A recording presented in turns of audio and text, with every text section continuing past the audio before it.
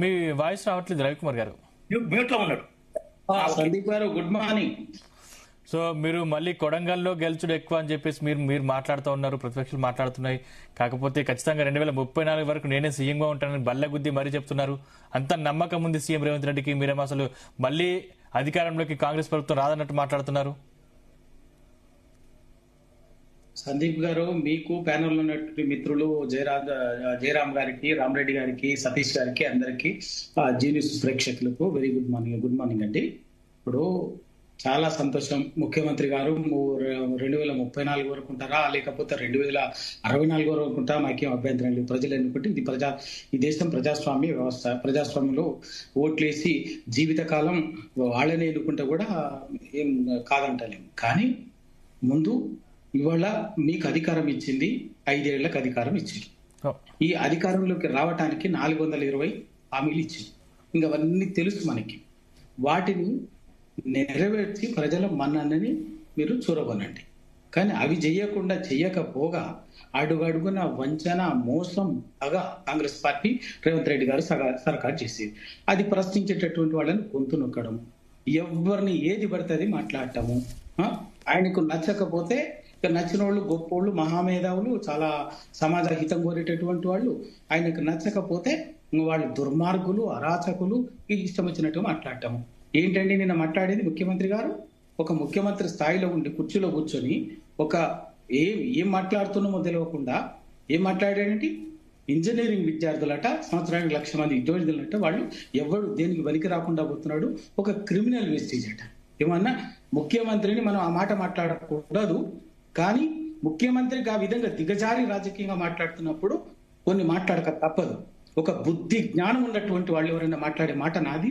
ఇవాళ తెలంగాణ సమాజంలో 1,00,000 మంది ఇంజనీర్లు తయారైతున్న నిజమే. క్రిమినల్ వేస్తే అది ఏం మాట్లాడతారు? ఏమనుకుంటున్నారు? అంత అహంకారం ఏంటి? ఏం తమాషా అనుకుంటున్నారా? మీరు పదవులు ఉన్నారని ఇష్టం వచ్చినట్టు ఏది మాట్లాడుతుంది, ఏది పడుతుంది మాట్లాడితే చెల్లుబాటు అవుతుంది అనుకుంటున్నారా? ఇవాళ తెలంగాణ ఇంజనీరింగ్ లో వచ్చినటువంటి వాళ్ళే రకరకాలుగా ప్రపంచవ్యాప్తంగా, ఇక్కడే కాదు ప్రపంచవ్యాప్తంగా ఇన్నోవేషన్స్ లో కానీ, క్రియేటివిటీలో కానీ, ఏ విషయంలో కూడా ఒక అద్భుతమైనటువంటి ప్రతిభని కనబరుస్తూ ఇవాళ ప్రపంచంలో ఏ మూలన ఉన్నా కూడా మన తెలంగాణ ఒక గొప్పతనాన్ని చాటుతున్నటువంటి వాళ్ళు అయిండొచ్చు. దాంట్లో కొందరు ఏ సిస్టమ్ లో అయినా కూడా ఒక 5-10% వాళ్ళు చదివేటటువంటి అకాడమిక్ జరిగేటటువంటి వాళ్ళకు చేసే పనులకు కొంత మ్యాచింగ్ ఉండకపోవచ్చు. అవకాశాలు రాకనా, లేకపోతే రకరకాల బ్యాక్లాగ్స్ రకరకాల ఇష్యూస్ వాళ్ళకు ఉన్నటువంటి కుటుంబ నేపథ్యమో లేకపోతే ఇంకోటి సమస్యలు రకరకాల కారణాలు ఉండొచ్చు. కానీ ఇవాళ తెలంగాణ సమాజంలో ఉన్నటువంటి ఏ రంగంలో ఉన్నటువంటి వాళ్ళు కూడా ఇవాళ ప్రపంచంలో ఎక్కడ కూడా పోటీ పడకుండా వెనక్కి తగ్గింది లేదు. అద్భుతంగా ప్రతిభా పాఠవాల్ని ప్రదర్శిస్తున్నారు.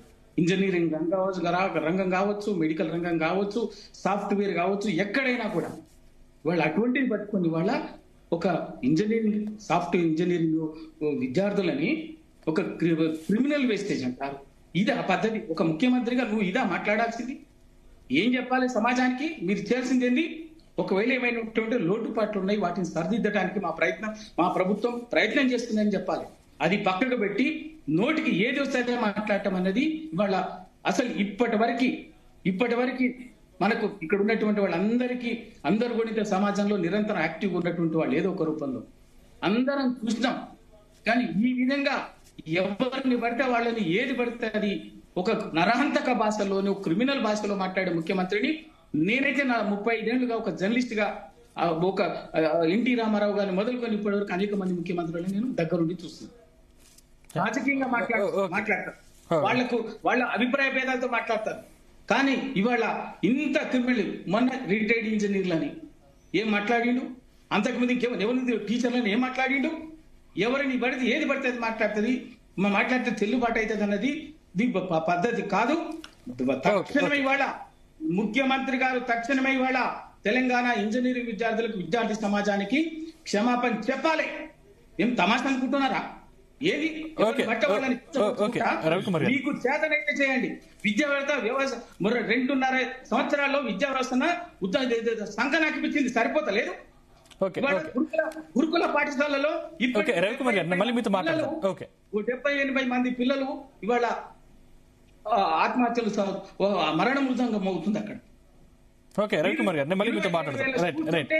23,000 స్కూల్ మూసివేయటకు రంగం సిద్ధం చేశారు. సమాజం నుంచి వెంటనే తిరుగుబాటు గంటికలు మోగగానే, ఒక వెనుకబాటు సమాజం నుంచి రాగానే వెంటనే నిర్ణయాన్ని ఏదో సన్నాయి నొక్కిండ్రు.